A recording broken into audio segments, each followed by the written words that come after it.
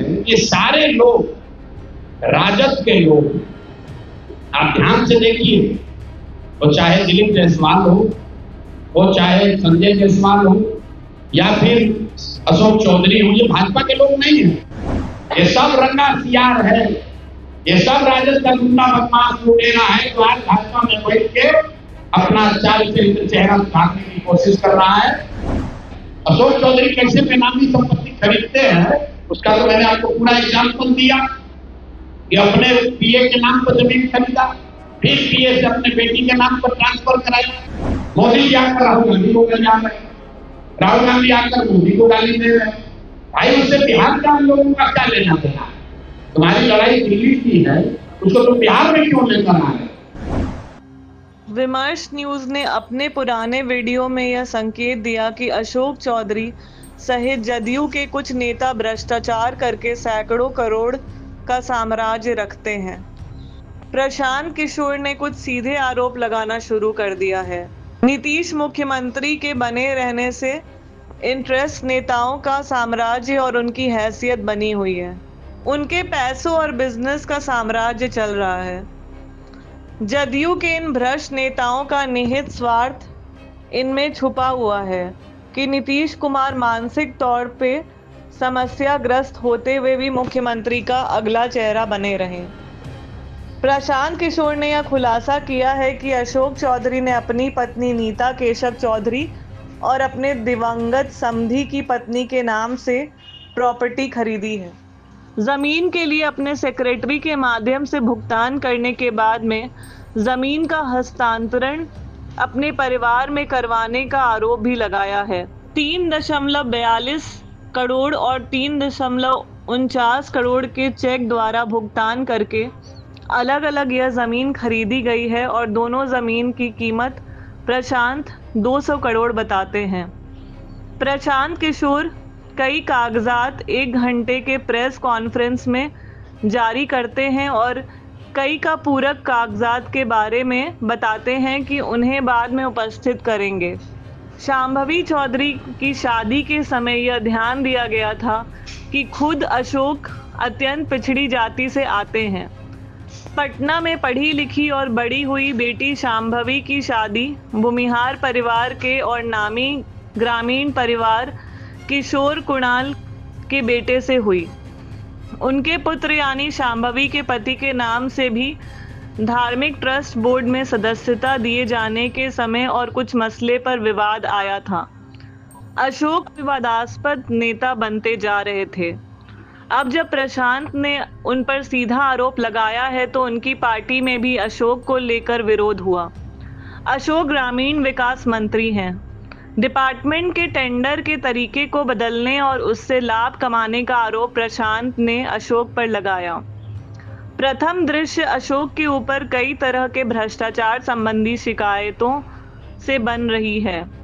प्रशांत ने जिन लोगों पर आरोप लगाया है उनके बारे में यह भी कहा है कि सभी असल में राजद के चट्टे बट्टे रहे हैं।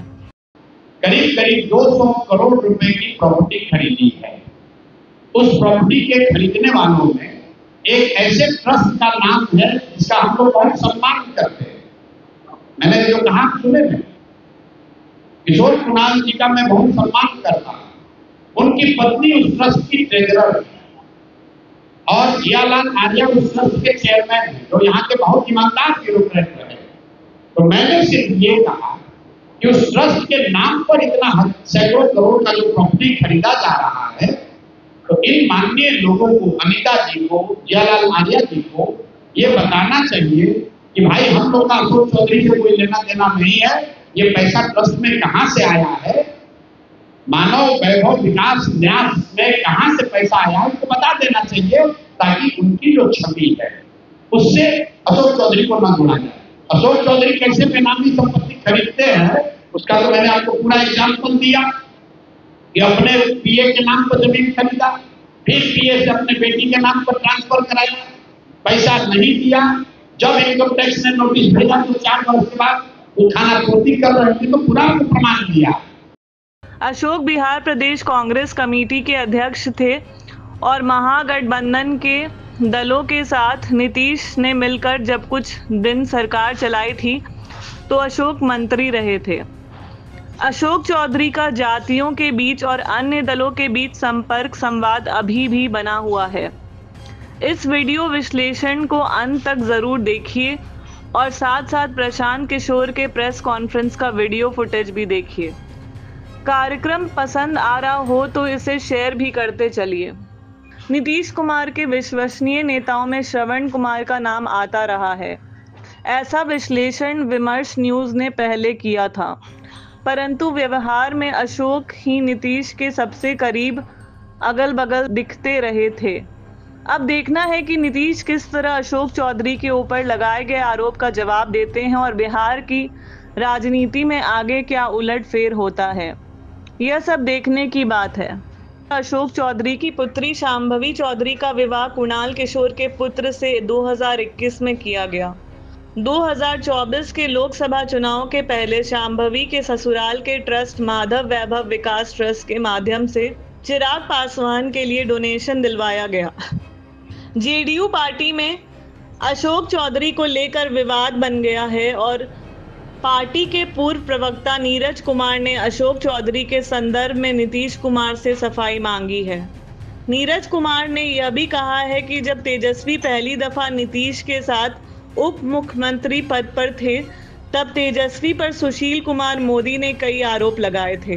तब नीतीश कुमार ने तेजस्वी को जवाब देने के लिए कहा था कि जल्दी ही वह गठबंधन टूट भी गया था। अशोक चौधरी की जवाबदेही भी नीतीश कुमार पर बनती है। प्रशांत किशोर ने मंगल पांडे पर कई तरह के आरोप लगाए हैं। मंगल अभी स्वास्थ्य मंत्री हैं। पटना में पीएमसीएच की नई बिल्डिंग नए सिरे से बनकर तैयार हो गई है और बहुत बड़ी संख्या में मरीजों के लिए बेड की व्यवस्था की धूम पिछले दिन मची थी। प्रशांत किशोर ने कई आरोपों के साथ यह कहा कि नए अस्पताल सेटअप में मरीज के लिए बिस्तरों की खरीदारी के लिए पुराना टेंडर और अभी के टेंडर में अंतर है। कई गुना ज्यादा कीमत देखकर इन्हें खरीदा गया पर खरीदारी हुई है। बाकी आपके जो बड़े यहाँ नेता हैं, आपके दिलीप जायसवाल जी हैं, मूर्छित होकर गिरे हुए हैं, उनको उठाइए। जो मंगल पांडे जी हैं उनको बताइए कि बता दें कि 2 करोड़ 12 लाख कहाँ से लाए हैं पैसा। जो हेलीकॉप्टर वाला नेता है सर्वदलीय अशोक चौधरी, ये बता दें कि 200 करोड़ रुपया का संपत्ति खरीदा है कि नहीं खरीदा है।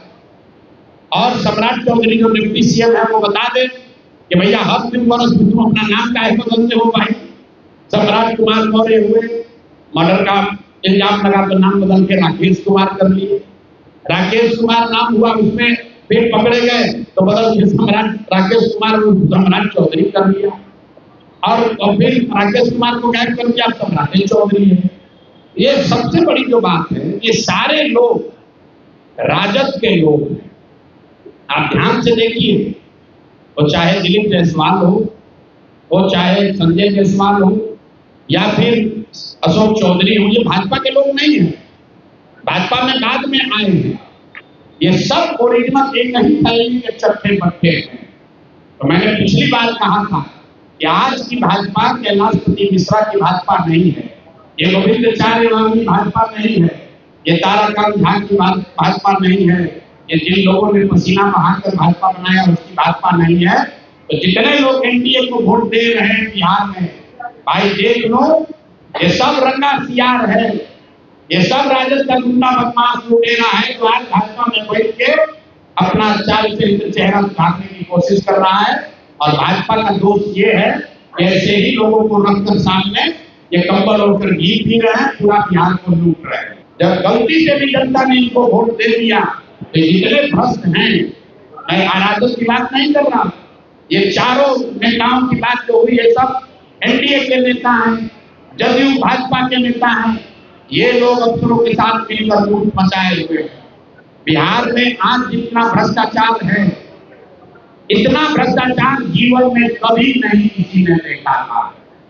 और अगर निचले स्तर पर इतना भ्रष्टाचार लोगों को देखना पड़ रहा है, इसका मतलब है कि कहीं ना कहीं ऊपर तक तो पैसा पहुंच रहा है।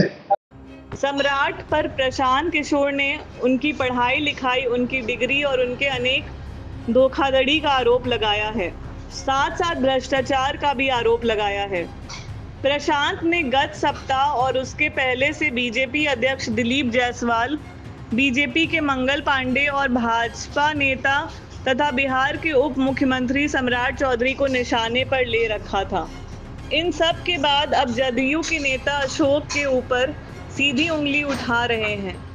इस मामले में सबसे ज़्यादा विवाद तब खड़ा हुआ है दरअसल जब बिहार सरकार में महत्वपूर्ण अशोक के ऊपर प्रशांत ने कुछ बड़े आरोप लगाए हैं। इसके बाद कई पक्ष ऊपर आए हैं और शासक दल के अंदर भी फूट पैदा हो गई है। प्रशांत नीतीश कुमार के ऊपर व्यक्तिगत भ्रष्टाचार का आरोप नहीं देते हैं, परंतु यह कहते आए हैं कि वह भ्रष्ट मंत्रियों और नेताओं से घिरे हुए हैं। अशोक की पुत्री और लोक जनशक्ति पार्टी से एनडीए की चुनी गई एमपी शांभवी चौधरी ने मौन रहना पसंद नहीं किया। शांभवी ने पलटकर प्रशांत किशोर पर आरोप लगाया है कि उन्होंने प्रमाण नहीं दिया। सुनिए पूरा विवरण खुद प्रशांत किशोर से। हम जब किसी चर्चा के मसले पर वीडियो विश्लेषण देते हैं तो उसमें सभी बातों का समावेश करते हैं। News behind the news of between the lines, सभी बातों को आप देख सकते हैं। आपको वीडियो विश्लेषण मिलते रहे इसके लिए चैनल को सब्सक्राइब कर दीजिए और बेल बटन जरूर दबाइए। अंत में सुनिए प्रशांत किशोर को। आ जाइए, दूसरे बड़े नेता हैं यहाँ के सम्राट चौधरी, यहाँ के उप मुख्यमंत्री हैं। भाई साहब नाम बदलने के विशेषज्ञ हैं। आज के सम्राट चौधरी और तब के सम्राट कुमार मौर्य एक्यूज्ड थे, बजाबता जेल गए और 6 महीना के बाद जेल से निकले। नाबालिग होने के नाम पर इनको जेल से निकाला गया।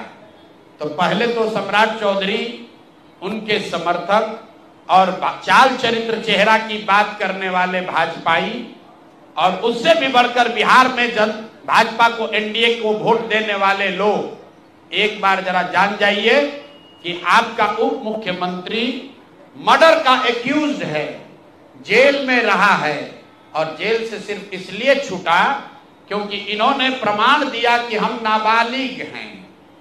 सदानंद सिंह, उनकी हत्या हुई जिसमें ये नामजद अभियुक्त है, जेल गए। अब दूसरी बात सुनिए। बिहार विद्यालय परीक्षा समिति ने बताया कि सम्राट कुमार मौर्य करके जो विद्यार्थी मैट्रिक की परीक्षा पास करने का दावा कर रहे हैं, ये एक्चुअली 234 नंबर इनको आया था, ये मैट्रिक परीक्षा फेल हो गए थे। ऐसा हलफनामा सुप्रीम कोर्ट में दायर किया गया। तो इसको ध्यान रख लीजिए। 1998 में सुप्रीम कोर्ट में जो दस्तावेज जमा किया गया, जिसके आधार पर सुप्रीम कोर्ट ने इनके एज का निर्धारण किया, उस दस्तावेज के मुताबिक सम्राट कुमार मौर्य मैट्रिक का एग्जाम पास नहीं किए, उनको 234 नंबर आया, उनको फेल कर दिया गया। इसका दूसरा प्रमाण यह है कि 2010 में जब सम्राट चौधरी ने अपना हलफनामा दिया तो उसमें लिखा कि मैं 7वीं पास हूं, 7वीं पास है। तो जो सुप्रीम कोर्ट में दस्तावेज है उसको सम्राट चौधरी ने भी 2010 में स्वीकार किया है। अब मेरा और जन सुराज का सीधा सवाल है पूरे बिहार के युवाओं की ओर से, पढ़े लिखे समाज की ओर से, कि इस राज्य के डिप्टी सीएम ये बताएं कि वो मैट्रिक कब पास किए हैं, किस साल इन्होंने मैट्रिक पास किया। आप लोग पत्रकार बंधु उनसे खाली इतना पूछ लीजिए कि सर किस साल आप मैट्रिक पास किए हैं।